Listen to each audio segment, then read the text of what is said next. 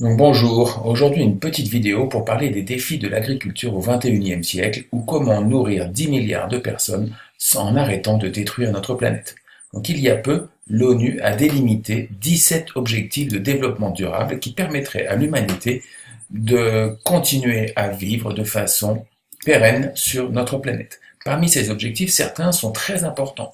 L'objectif numéro 13 qui concerne la lutte contre le changement climatique. L'objectif numéro 7 qui permettrait d'utiliser de plus en plus d'énergie renouvelable. La 14, la 15 pour lutter contre la disparition des espèces vivantes et protéger la biodiversité, qu'elle soit marine ou terrestre.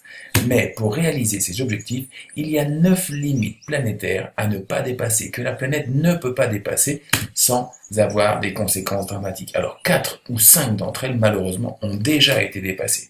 Par exemple, les flux biogéochimiques, l'azote et le phosphore des engrais qui est responsable de l'eutrophisation des écosystèmes aquatiques, mais aussi le maintien de la biodiversité. Depuis 40 ans, 60% des animaux sauvages ont disparu. On est en train de vivre la 6e grande extinction de masse due uniquement aux activités humaines. Mais aussi le changement climatique qui est en marche. Sera-t-il de 1 degré, 2 degrés, 3 degrés?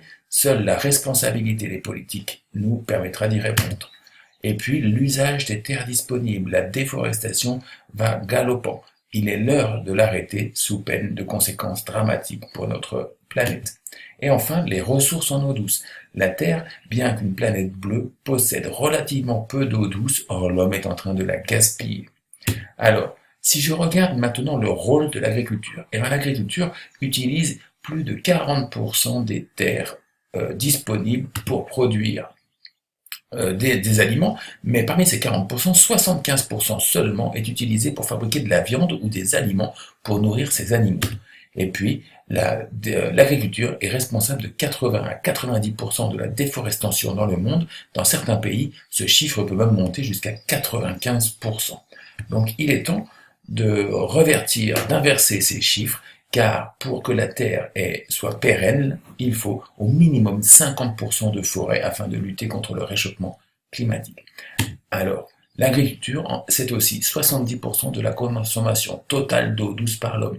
L'eau qui part par l'évapotranspiration au niveau des plantes, qui part dans l'irrigation et qui part au niveau de l'évaporation directe au niveau du sol.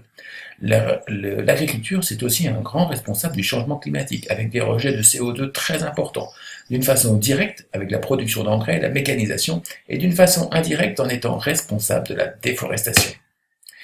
L'agriculture, c'est aussi responsable de l'eutrophisation des écosystèmes aquatiques. En effet, seule la moitié de l'azote et du phosphore est assimilée par les cultures. L'autre moitié sera entraînée par l'érosion des sols, le lessivage, ou sera réémise dans l'atmosphère sous forme de NO2, un gaz à effet de serre.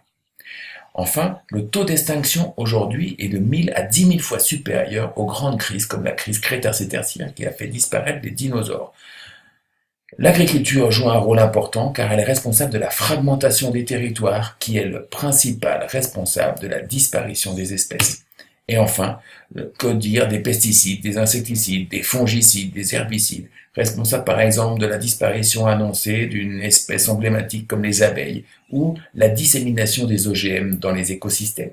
Donc on voit que l'agriculture telle qu'elle est aujourd'hui nous conduit à la catastrophe. Alors quelles sont les alternatives? Eh bien, on voit dans ce champ qui a l'air très producteur, ce qu'on appelle la permaculture, c'est-à-dire l'utilisation d'une grande diversité de plantes afin de lutter contre les maladies, naturellement contre les maladies, afin d'avoir des terres et des sols riches. C'est ce qu'on appelle donc la permaculture, une nouvelle façon de cultiver qui est en train de prendre son essor dans de nombreux pays. Et puis, il faudra sans doute diminuer notre consommation de viande. Le dernier rapport du GIEC recommande une diminution de 90% pour certains pays, comme la France ou les États-Unis. Par contre, des pays comme le Tchad ou le Mali, eux, devront augmenter leur consommation de viande pour lutter et réussir l'objectif numéro 2 des ODD qui est vaincre la faim dans le monde. En vous remerciant de votre attention.